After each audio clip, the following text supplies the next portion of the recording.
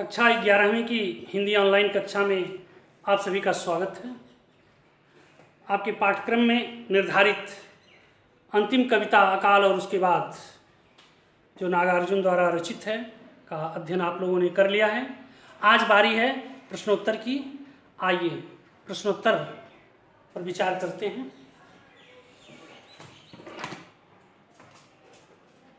नागार्जुन का जन्म कब हुआ था?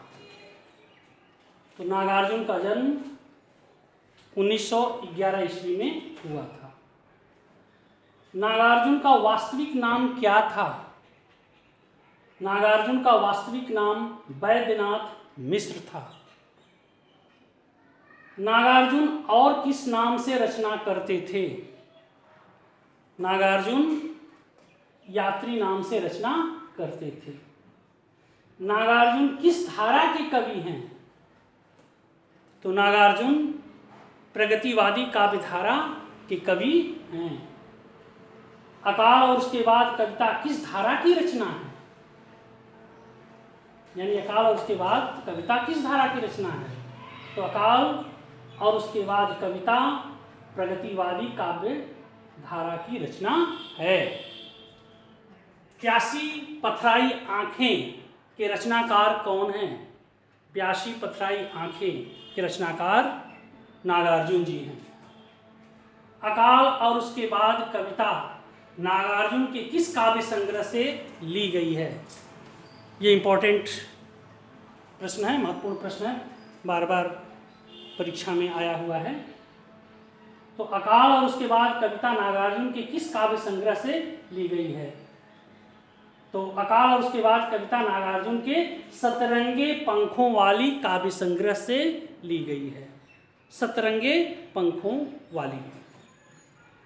नागार्जुन किस नाम से मैथिली में रचना करते थे? तो नागार्जुन यात्री नाम से मैथिली में रचना करते थे। अकाल और उसके बाद कविता में कौन सी समस्या उठाई गई है?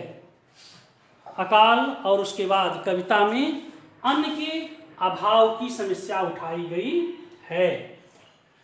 अकाल और उसके बाद कविता का रचना काल क्या है?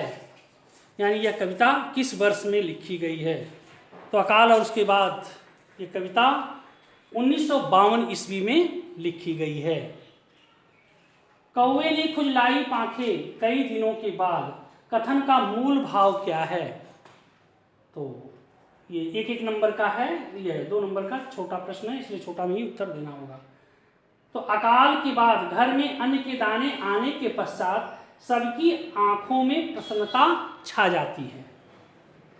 कौवे भी अन्न पाने की आशा में सक्रियता बढ़ जाती है। यानी कौवे में भी अन्न पाने की आशा में सक्रियता बढ़ जाती है। वह चोंच से पंख को खुजलाने लगता है। तो वह चोंच से पंखों को खुजलाने लगता है, यानी उसमें भी गतिशीलता आ जाती है, सक्रियता आ जाती है। वह भी सोचता है कि अब अन्न उसे भी मिलेगा। अकाल और उसके बाद कविता नागार्जुन के किस काव्य संग्रह से ली गई है? ये 2019 में पूछा गया प्रश्न है।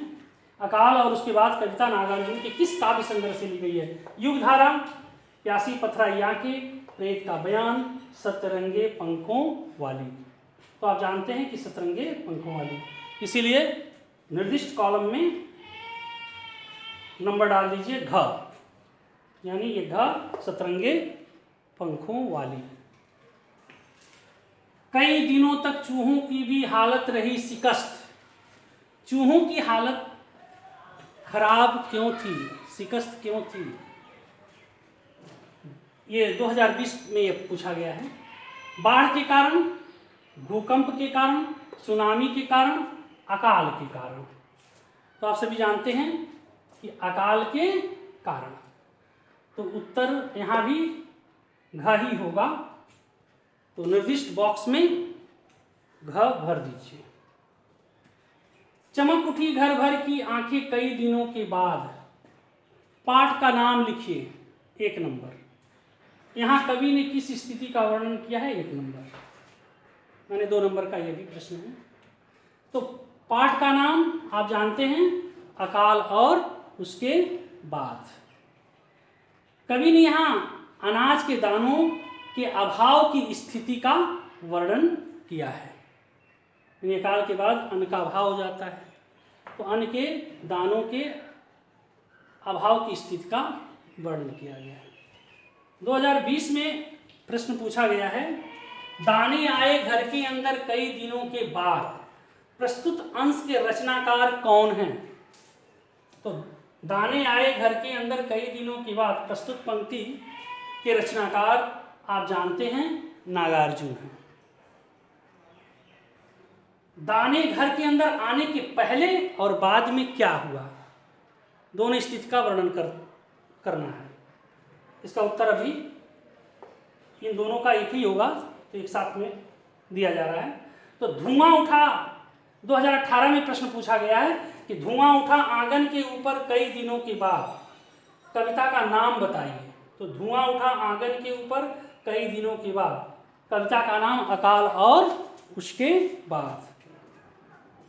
अकाल और उसके बाद कविता का प्रतिपाद्य लिखिए, यानी इसमें क्या वर्णन किया गया है।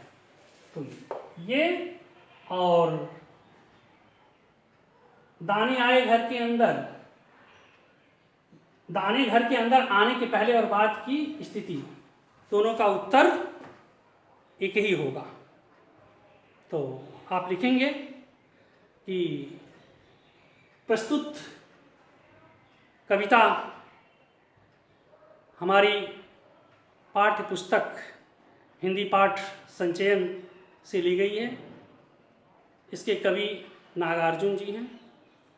नागार्जुन ने अपनी कविता अकाल और उसके बाद में, जैसा कि शीर्षक से ही विदित है कि अकाल होने पर जिस तरह की समस्याएं लोगों के सामने आती हैं, जीव जंतुओं पर आती हैं, उसका उन्होंने बड़े ही मार्मिक शब्दों में 4 पंक्तियों में प्रारंभ में वर्णन किया है।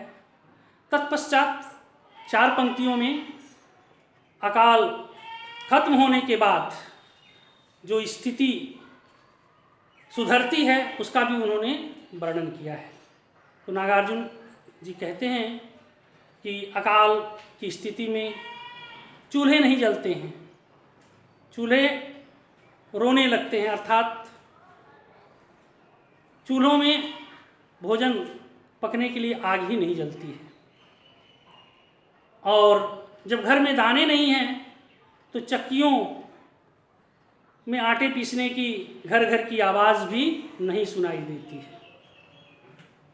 घर की पालतू कानी कुतिया भी भूख से जो है निढाल है, और वह भी चूल्हे और चक्की के समीप बैठी हुई है, इस आशा में ताकि जब भी चूल्हे में आग जलेगी, भोजन पकेगा, उसे भी भोजन मिलेगा।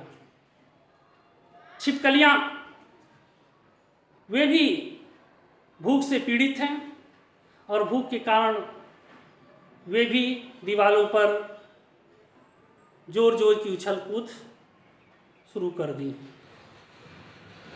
इस तरह से पूरा घर का वातावरण अन्न के दाने के अभाव में, लोग तो निढाल है ही भूख से, जो भी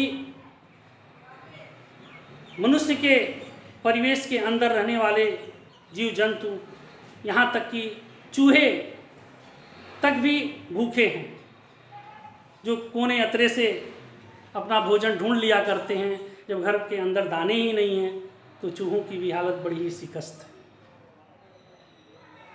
और कविता के अंतिम 4 पंक्तियों में कवि लिखते हैं कि जब घर के अंदर दाने आते हैं तो घर भर की आंखें चमक उठती हैं, सबकी आंखों में प्रसन्नता छा जाती है। जो लोग हैं, जन हैं, उनकी आंखों में तो प्रसन्नता होती है, क्योंकि आंगन से धुआं उठने लगता है, चूल्हे में आग प्रज्वलित होती है भोजन पकने के लिए, और आंगन में धुआं उठने लगता है। सबों को यह आशा बध जाती है कि अब उन्हें भोजन मिलेगा। और कौवा भी जो है अब इस आशा में है कि उसे भी अन्न के कुछ दाने मिलेंगे, इसलिए वो चोंच से अपने पंखों को खुजलाने लगता है, यानी अपनी चोंच को वह साफ करने लगता है कि अब उसे भी कुछ प्राप्य मिलेंगे। तो इस तरह से कवि ने अकाल और उसके बाद कविता का बड़ा ही मार्मिक वर्णन किया है। और आज यहीं तक, धन्यवाद।